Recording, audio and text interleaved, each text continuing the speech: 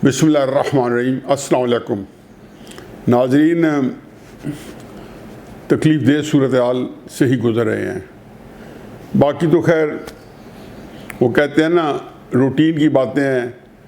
मेरी तरह के लोग हैं, शायद वो हालात की सितम ज़रीफ़ी कह लें या जो संगीनी कह लें, गिलास को आधा खाली देख रहे हैं। जो लोग हुकूमत में, जो इस्टेब्लिशमेंट में, उनकी मजबूरी है कि वो गिलास को आधा भरा हुआ देखें। मुझे बदगुमानी है कि ये जो आधा गिलास में खाली देख रहा हूँ, ये पूरा खाली होने को है। अब देखें, जो दासू का सानिया हुआ है, दासू डैम पे काम करने वाले चाइनीज़, और जिस तरीके से उनकी बस को उड़ाया गया है, ये पहला वाक़या नहीं है कि चाइनीज़ को पाकिस्तान में इस बुरी तरीके से मौत के घाट उतारा गया है। मेरा ख्याल है कि कोई इक्का दुक्का तो कत्ल जो है वो कई दफ़ा सरेआम ही नहीं आया, लेकिन कराची हो, गवादर हो, बलूचिस्तान हो, शुमाली इलाका जात हो, इस तरह के वाक़यात चाइनीज़ के ऊपर इस तरह का जुल्म ढाया जाना कोई नया वाक़या नहीं है। और मैं अरसे से जानता हूँ, पिछले 6, 7, 8 साल से, और उससे पहले भी इवन चश्मा पावर प्लांट पे जो चाइनीज़ पिछले 25-30 साल से काम कर रहे हैं, इनको रेंजर्स की सिक्योरिटी, आर्मी की सिक्योरिटी और जो भी इनकी सिक्योरिटी, बड़ी हाई फाई सिक्योरिटी दी जाती है चाइनीज़ को। इसके बाद ये वाक़या पेश आना। अब इसमें एक और चीज़ भी ध्यान में रखें कि ये दासू का जो डैम हो या बादशाह डैम हो, ये जहाँ जितने डैम्स हैं, ये हैं आज़ाद कश्मीर के या गिलगित बल्तिस्तान के। इन पे world bank, Asian development bank, IMF, जिनसे हम रूटीन में कर्ज़े लेते हैं, वो फंडिंग नहीं करते, क्योंकि वो समझते हैं कि ये डिस्प्यूटेड एरिया हैं और इसके ऊपर इंडिया अपना क्लेम जता रहा है, पाकिस्तान अपना क्लेम जता रहा है, और वहाँ पे कुछ आज़ाद कश्मीर की तो हैसियत आज़ाद रियासत की है जो शायद इंडिया तस्लीम नहीं करता। तो इस डिस्प्यूट की वजह से वहाँ पे बड़े बड़े कर्जे नहीं आते जो मंगला डैम या तरबेला डैम या काला बाग डैम अगर बनता तो उसके लिए अवेलेबल थे। तो चाइनीज़ ने ये कुछ ठेका या ज़िम्मा लिया है, और बादशाह डैम के ऊपर भी थोड़ा बहुत उन्होंने ज़िम्मेदारी ली। नीलम झेलम डैम उन्होंने कंप्लीट किया, दासू पे काम कर रहे हैं। इन सारे डैम पे अब चाइनीज़ काम कर रहे हैं, और चाइनीज़ जो है पैसा जो है वो चूँकि पाबंद नहीं है इन पाबंदियों से, तो वो धड़ल्ले से दे रहे हैं। अब वहाँ पे डैम पे अगर काम बंद हो जाता है और इससे चाइनीज़ काम जो पहले ही रुका हुआ है या स्लो हुआ है, तो आप देख लें कि हम कितनी तकलीफ दे सूरत साल से दो चार हैं। फिर अफ़गानिस्तान के सफ़ीर की बेटी का अगवा और उसको जदो को अजीबोगरीब वाक़या हुआ है। चूँकि ऐसी तफसील नहीं आई तो मैं इस पर खामखा तबाह आजमाई नहीं करूँगा, लेकिन इस वाक़े ने भी उसी तरीके से हिला के रख दिया है कि पाकिस्तान के अंदर इसका मतलब है कि जो बंदा कोई वारदात करना चाहे, चाइनीज़ को कत्ल करना हो, वहाँ धमाका करना हो, दहशत गर्दी करनी हो, अफ़गान सफ़ीर की बेटी जो है उसको अगवा करना हो, दिन दहाड़े हाफिज़ सईद साहब के घर पे हमला करना हो, तो इसका मतलब है कि अगर मेरी आम पाकिस्तानी की जो सिक्योरिटी है, ये जो अगर वो महफूज हैं, तो ये इसलिए हैं कि हमें कोई बंदा जो है, ये लोग उनकी नज़र में हम नहीं हैं। अगर वो किसी पाकिस्तान के शहरी को कत्ल करना चाहें, मारना चाहें, तो अब कोई चीज़ ऐसी नहीं कि रियासत में मुझे नहीं समझ आती कि कोई रुकावट है। अब उसे जग हंसाई तो एक तरफ हो रही है, लेकिन मुझे एक और तकलीफ़ है कि FATF में ये चीज़ें बनज़रे गायर जो है इस पर गौर होता रहेगा, और ये 100 वावेला करें। जिस तरीके से एक कंडीशन वो पूरी नहीं कर सके तो उन्होंने फिर FATF ने पाकिस्तान को ग्रे लिस्ट में रखा और 7 कंडीशन और दे दी, जिनमें वकीलों के, डॉक्टरों के, सबके अकाउंट्स उन्होंने कहा ये भी दो। और मेरे बैंक अकाउंट्स हैं, हम पाकिस्तान के अंदर आज़ादाना तरीके से ना बैंक अकाउंट खुलवा सकते हैं ना ऑपरेट कर सकते हैं, वो ऑब्जर्वेशंस में है। कोई चीज़ भी है पाकिस्तान के अंदर, और सिर्फ वो FATF की वजह से है। और FATF का ये हाल है, 100 गंडे भी खाएंगे और 100 जूते भी खाएंगे, ये FATF है। तो आ जाते हैं आप आज़ाद कश्मीर के इलेक्शन पे। उसमें पहली तो बात यह है कि अली अमीन गंडापुर जो है उनके साथ जो कुछ हुआ तफसील में इस जो है बहस हो चुकी है, मेन स्ट्रीम मीडिया पे भी, अखबारात पे भी और सोशल मीडिया पे भी। लेकिन इसकी दिलचस्प सूरत हाल ये कि कल वज़ीर आज़म पाकिस्तान जो कि बनफ़ नफीस आज़ाद कश्मीर के इलेक्शन की मुहिम में शरीक हुए हैं और तकारीर फरमा रहे हैं, तो बाग के इलाके में जब वो सब्ज़ बाग दिखाने आए, सब्ज़ बाग इसलिए कि 2018 का इलेक्शन उसका जिक्र करूँगा कि किस तरीके से पाकिस्तानी कौम को सब्ज़ बाग दिखाए थे। और वो पता नहीं क्या चीज़, वो कहते हैं ना गालिब कहे कि काबा किस मुँह से जाओगे गालिब, शर्म तुमको मगर नहीं आती। तो मैं ये कहता हूँ कि बाग किस मुँह से आए हो इमरान खान, क्योंकि आपने के पास पेश करने को नामा अमाल है क्या? अगर आप 2018 से पहले के वादे जो किए थे वो दिखा देते और आज़ाद कश्मीर के अंदर जो असरात पाकिस्तान के वहाँ तक ना फैलते, महंगाई, बेरोज़गारी, जो कुछ यहाँ झील रहे ज़ाहिर के असरात वहाँ पे भी हैं, तो कुछ न कुछ आप वहाँ पे कोई माल सामने पेश करते।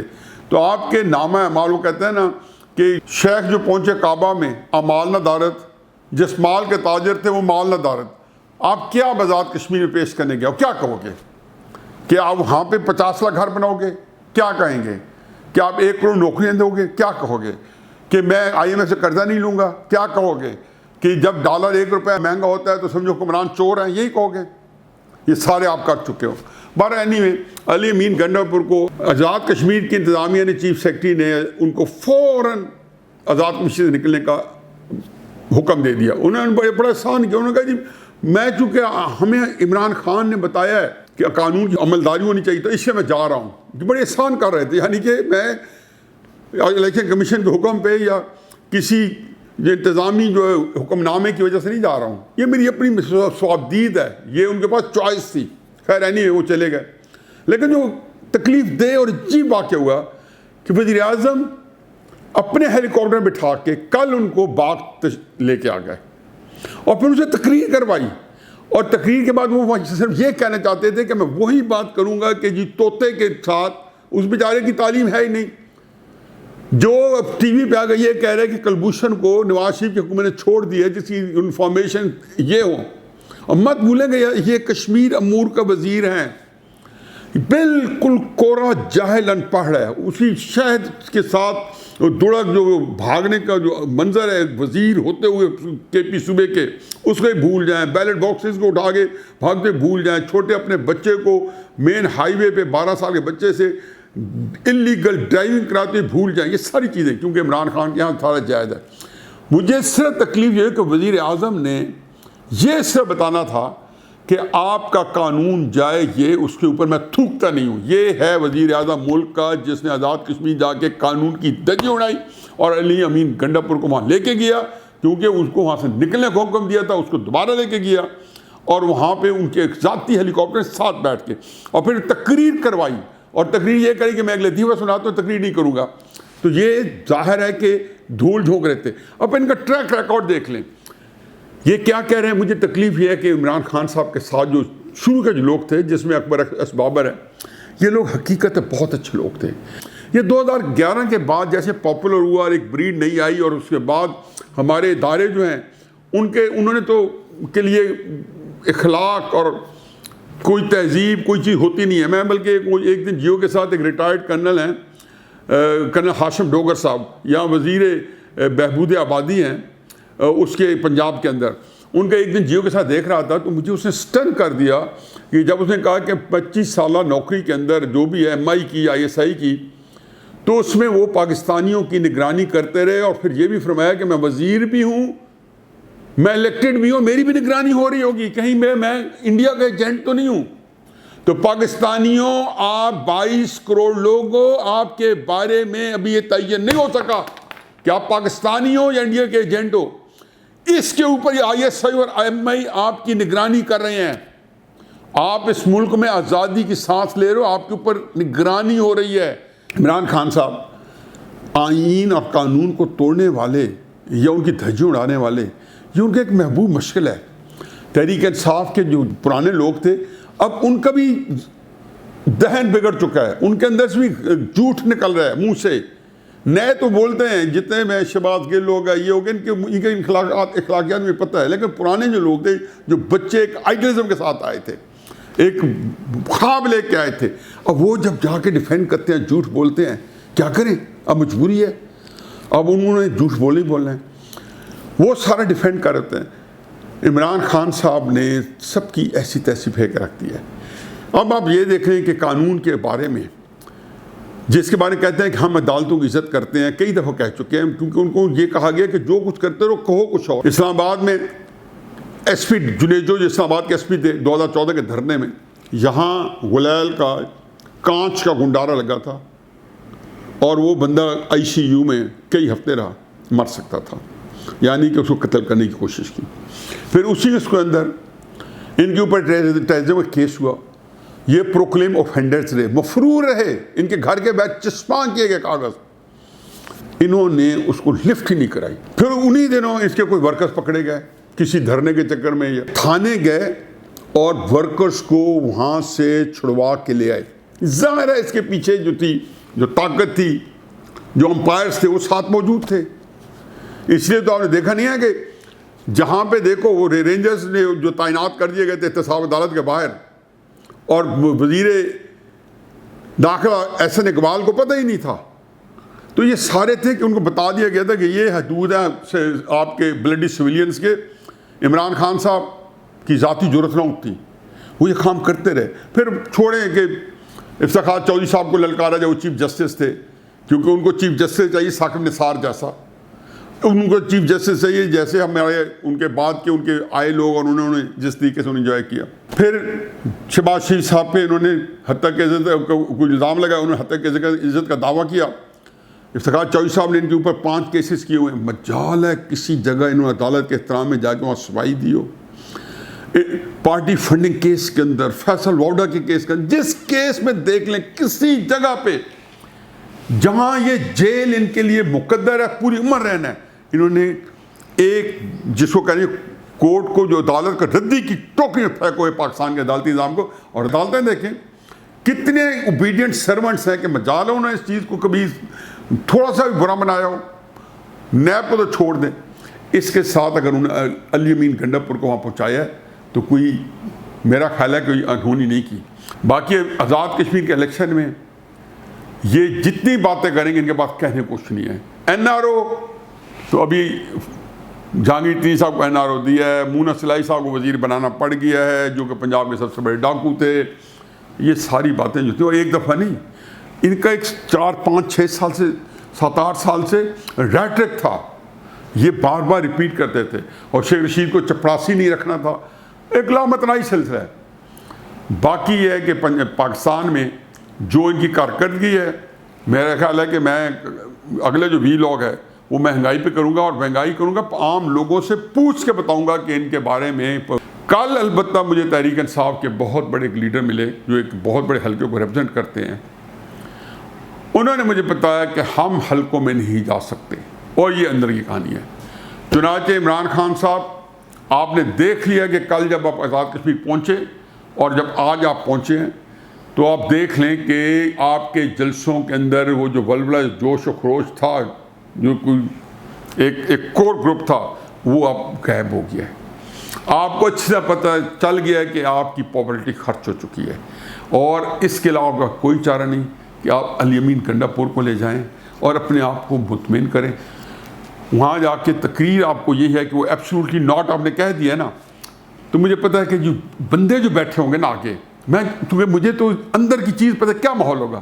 खान साहब, ये जो आपने एब्सोल्युटली नॉट कहा है, जुल्फ़िकार भुट्टो ने 1965 में UN की असेंबली में जो कहा था सोरेन सिंह के मुकाबले में कि हम 1000 साल तक लड़ेंगे। इमरान खान इस मामले में बड़ा ही काई है, बहुत चलाक है।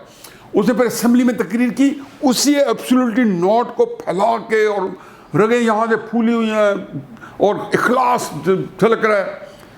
अब आज़ाद कश्मीर में वही माल बेचने गए हैं। इस पर मैंने पहले भी किया प्रोग्राम और भी किया। आज़ाद कश्मीर में आप फंस चुके हैं। आप वहाँ पे, मैं कहता हूँ अल्लाह करे कि आप इलेक्शन में अगवा करें, फिर देखें कि इसके बाद आप करते क्या हो। क्योंकि जो मशरक़ी पाकिस्तान का ज़िम्मेदार याह्या खान साहब को ठहराया गया था, और इनको फिर आज तक मिला नहीं किस पे इल्ज़ामात लगाएं, कि भुट्टो पे लगाएं या किस पे लगाएं, क्योंकि ज़ाहिर है कि भुट्टो इक़्तिदार में तो था नहीं। शेख मुजीब तो था नहीं, अब कहते हैं जी पाकिस्तान किसने तोड़ा? शेख मुजीब ने तोड़ा, भुट्टो ने तोड़ा, इंदिरा गांधी ने तोड़ा। भाई उन्होंने ख्वाहिश जरूर रखी होगी अगर आप एक गुमानकारी लिया जाए, लेकिन तोड़ने वाले कौन थे? इक़्तिदार अयूब खान के पास था, general Ayub Khan, field marshal general Yahya Khan, उसका भी इंटरव्यू देख लें। चुनाचे आज़ाद कश्मीर के साथ भी वही खिलवाड़ हो रहा है। और ये एब्सोल्युटली नॉट के ऊपर मेरी आखिरी बात सुन लें, इस मुल्क के अंदर पाकिस्तान बनने के बाद दो बड़े वाक़यात हुए हैं, दो बड़े वाक़यात हुए हैं। एक एटम बम बनाना, एटम बम बनाने में डॉक्टर कदीर का बिला शिरकत गैर हीरो है, पाकिस्तान का मोहसन है, उम्मत मुस्लिमा का। लेकिन दो किरदार जो हैं, मेरा ख्याल है कि किसी एक किरदार का भी को अंडरमाइन नहीं किया जा सकता हमारे एटमी प्रोग्राम के सिलसिले में। एक जुल्फ़िकार अली भुट्टो और दूसरा जनरल मोहम्मद ज़ियाउल हक, इसमें दो राय नहीं है। एक एटम बम बनाना बड़ा काम है, दूसरा बड़ा काम उस एटम बम को फाड़ना, क्योंकि दुनिया में ये ऑलमोस्ट ऐलान जंग था। ये थोड़ा सा तो इंडिया ने फाड़ के हमें कवर दे दिया, वगरना आप कभी फाड़ के दिखा देते। और नवाज शरीफ साहब को क्या कुछ नहीं कहा गया। मेरा ख्याल है कि उन्होंने पूरे पाकिस्तान को सोने से तोल लेना था अगर हम ना रखते। और नवाज शरीफ साहब से उन्होंने एक ही डिमांड थी कि आप धमाके ना करें। ये नहीं कहा था कि न्यूक्लियर प्रोग्राम मत कर दो, उन्होंने कहा धमाके ना करें। तो एब्सोल्युटली नॉट। तो इसमें जो आप जश्न मनाते फिर रहे हैं और आज़ाद कश्मीर का इलेक्शन जीतने के चक्कर में है, आज़ाद कश्मीर का नाम है अमाल है या 2023 का इलेक्शन है, उस वक्त तक पता नहीं और क्या कुछ आप पे बीत चुकी होगी और पाकिस्तान में बीत चुकी होगी, वो तो अल्लाह जानता है। लेकिन इसको जो कुछ माल बेचेंगे आज़ाद कश्मीर, वहाँ उसकी कबूलियत नहीं है। और ना आज़ाद कश्मीर को पाकिस्तान का हिस्सा बनने की और पर उसकी रियासती से ख़त्म करने की जो साजिश है उसको कामयाब होने दिया जाएगा। और इसकी वाहिद और वाहिद क्रेडिट जो है एक ही ज़ात को जाता है, और मरियम नवाज शरीफ को, जिसने इशू को वो कहते हैं ना बुल्स आई हिट करना, एक ऐसा निशाना जो बिल्कुल दरमियान में जाके लगे, उसने एक ही निकाल लिया कि कश्मीर सूबा नहीं बनेगा, आज़ाद कश्मीर सूबा नहीं बनेगा। ना आपको मकबूजा कश्मीर बेचने दिया जाएगा, ना आपको आज़ाद कश्मीर को हड़प करने की इजाज़त दी जाएगी। वमा अलैना इल्ला अल बलाग।